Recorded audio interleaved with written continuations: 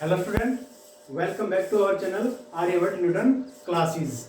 आज हम पढ़ेंगे बेटा डेरिवेशन ऑफ फॉर्मूला। ठीक है, जो डेरिवेशन ऑफ फॉर्मूला है वो डायमेंशन एनालिसिस की थर्ड प्रॉपर्टी है बेटा। इससे पहले हमने डायमेंशन एनालिसिस में दो प्रॉपर्टी पढ़ी है। जो पहली प्रॉपर्टी थी हमारी वो क्या थी कि conversion one system of unit into another system of unit है, जिसके अंदर हमने देखा कि एक सिस्टम ऑफ यूनिट को आपने अनदर सिस्टम यूनिट में क्या क्या कन्वर्ट करना सीखा। इस बात सेकंड जो प्रॉपर्टी पढ़ी बेटा, ठीक है, वो हमने पढ़ी कि चेकिंग द फैक्टर्स फॉर्मूला, कि किसी फॉर्मूले को हम चेक कर सकते हैं डायमेंशन के द्वारा कि वो फॉर्मूला हमारा राइट है या रॉन्ग है। ठीक है, तो इसी वजह से आज हम थर्ड प्रॉपर्टी पढ़ेंगे। ठीक है, जिसमें हम क्या करेंगे, फॉर्मूले को ड्राइव करेंगे using the homogeneity of a principle, उसका यूज करके। तो हमें यहाँ पे एक एक्सप्रेशन दिया हुआ है, क्या कर रखी, इसके अंदर हमें टाइम पीरियड की वैल्यू फाइंड करनी है फॉर ए सिंपल पेंडुलम। इसमें सिंपल पेंडुलम का टाइम पीरियड फाइंड करना हमें यहाँ पे। ठीक है, जो कि डिपेंड कर रहा है मास ऑफ बॉब। जैसे एक पेंडुलम है, ये बॉब है, ठीक है, इस बॉब का मास इसके ऊपर डिपेंड करेगा। ठीक है, पेंडुलम की लेंथ, उस पेंडुलम की लेंथ कितनी है, और acceleration due to of gravity, acceleration due to of gravity, इन सब चीजों पे टाइम पीरियड क्या कर रहा है, सिंपल पेंडुलम का डिपेंड कर रहा है। तो इसको हम लिखेंगे कि t इज डायरेक्टली प्रोपोर्शनल, ठीक है, directly proportional m, l and g, इन चीजों क्या कर रहा है, सिंपल पेंडुलम का टाइम पीरियड डिपेंड कर रहा है। ABC इनकी पावर लेंगे ABC, और ABC जो है यहाँ पे वो क्या है, डायमेंशन है सिंपल पेंडुलम की। ठीक है, अब मैं यहाँ पे अगर प्रोपोर्शनलिटी साइन उठाऊंगा तो यहाँ पे क्या आएगा कि t बराबर है k, m की पावर a, l की पावर b और g की पावर c, और k is the constant of A proportionality. k यहाँ पे क्या बेटा, कांस्टेंट ऑफ ए प्रोपोर्शनलिटी। ठीक है, इसको हम नाम दे देंगे इक्वेशन नंबर 1।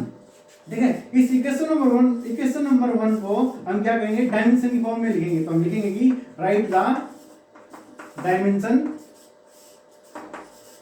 टर्म। ठीक है, डायमेंशन की टर्म में लिखेंगे तो बेटा हम देखो टाइम का अगर हम डायमेंशन फॉर्मूला बनाएंगे तो क्या बनेगा यहाँ पे कि m मास पे डिपेंड नहीं करा तो m की पावर क्या जाएगी 0।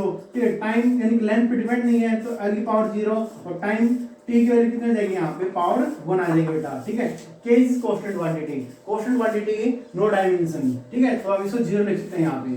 ठीक है, तो यहाँ पे m क्या है, मास, और मास का डायमेंशन क्या होता है बेटा m, और पावर क्या है यहाँ पे a, l लेंथ का डायमेंशन क्या होगा बेटा l, और पावर क्या होगी b, g क्या है बेटा यहाँ पे, g है एक्सेलरेशन ड्यू टू ग्रेविटी, यानी कि हम लिख सकते हैं कि a बराबर है g। जो डायमेंशन फॉर्मूला हमारा a का होगा वही डायमेंशन फॉर्मूला बेटा यहाँ पे किसका होगा, g का भी होगा। ठीक है, इसके लिए हम लिखेंगे यहाँ पे। ठीक है, तो डायमेंशन फॉर्मूला क्या मिलेगा हमारे यहाँ पे, एक्सेलरेशन का l t की पावर -2, और सेम डायमेंशन फॉर्मूला किसका होगा बेटा यहाँ पे, ग्रेविटी का। तो हम यहाँ पे लिखेंगे कि l t की पावर -2 और पावर क्या जाएगी c। ठीक है, अब इसको यहां से सोल्व करते हैं। तो सोल्व करने पर हमें क्या मिलेगा कि m की पावर 0, l की पावर 0, t की पावर 1 बराबर है m की पावर a।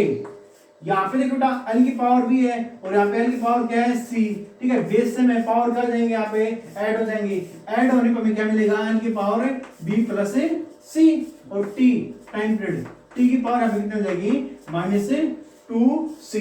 ठीक है, इसके बाद हम apply the homogeneity principle of dimension. Homogeneity of principle of dimension क्या कहता है कि लेफ्ट हैंड साइड और राइट हैंड साइड को क्या करता है, वो इक्वेट करता है, और उससे हम यहाँ पे वैल्यू फाइंड कर लेंगे a b c की। ठीक है, तो अब हम यहाँ पे वैल्यू फाइंड करते हैं बेटा a b c की। तो हम क्या मिलेगी, क्या करेंगे, जो मास का जो डायमेंशन है ना m के इक्वल है, तो a की पावर किसी इक्वल आ जाएगी, a बराबर है 0, जो लेंथ है l की इक्वल है। ठीक है, तो यहाँ पे l की पावर क्या है बेटा b प्लस c, और यहाँ किसी इक्वल हो जाएगा 0 के। अगर मैं यहाँ से b की वैल्यू फाइंड करूँ तो b क्या जाएगा, b बराबर है माइनस का c। ठीक है, टाइम पीरियड टाइम की इक्वल है तो t बराबर क्या जाएगा, ठीक है, यानी कि 2c माइनस का 2c बराबर है 0, सॉरी 1 है यहाँ पे पावर, तो यहाँ पे क्या जाएगी बेटा 1 आ जाएगी। तो अगर मैं यहाँ से c की वैल्यू फाइंड करूँ तो वो क्या जाएगी माइनस का 1/2, और इस c की वैल्यू को अगर बेटा मैं यहाँ पे पुट करूँ, ठीक है, तो हमें b की वैल्यू जो मिलेगी वो मिलेगी कि b बराबर है माइनस माइनस का हो जाएगा प्लस हो जाएगा, और c की वैल्यू क्या बेटा 1/2, तो b की वैल्यू मिल जाएगी हमें प्लस 1/2। ठीक है, जो वैल्यू आएगी हमारे पास a बी सी, इस वैल्यू को हम क्या करेंगे, पुटिंग द इक्वेशन नंबर 1, और इक्वेशन नंबर 1 हमारी क्या थी, एक बार यहाँ पे लिखते हैं कि t बराबर है के m की पावर a, l की पावर b और g की पावर क्या थी c, और यही क्या थी बेटा हमारी इक्वेशन नंबर फर्स्ट, ठीक है। और इस इक्वेशन नंबर फर्स्ट में हम क्या करेंगे, ए बी सी की वैल्यू को पुट कर देंगे, तो पुट करने पर हमें क्या मिलेगा वो देखें, तो t बराबर क्या जाएगा कि m की पावर है और a की पावर कितनी बेटा 0, तो अब हम 0 लिख देंगे, l और b, l की पावर b और b की पावर कितने बेटा 1/2, तो यहाँ पे क्या आ जाएगा 1/2 आ जाएगा, तो g की पावर क्या बेटा यहाँ पे c, और c की वैल्यू कितने बेटा माइनस का 1/2, तो हमें ये टर्म मिलेगी, ठीक है। m की पावर 0 है, ठीक है, तो इसको यहाँ पे नेगलेक्ट कर सकते हैं, तो यहाँ पे क्या आ जाएगा कि l पावर 1/2 g पावर -1/2, तो ये टर्म मिलेगी, ठीक है। इसको मैं कैसे लिख सकता हूँ, इसको मैं इस टर्म में लिख सकता हूँ बेटा, तो यहाँ से मैं मिलेगा कि k l की पावर 1/2 अपॉन में g की पावर 1/2, ठीक ना। इस टर्म को मैं अगर एंड रूट की फॉर्म में लिखूं तो कैसे लिख सकता हूँ कि टाउ बराबर है के एल अपॉन में जी अंडर द रूट, सारी क्या जाएगा बेटा अंडर रूट हो जाएगा, ठीक है। के इज कांस्टेंट क्वांटिटी और के की वैल्यू कितनी होती है बेटा 2 पाई।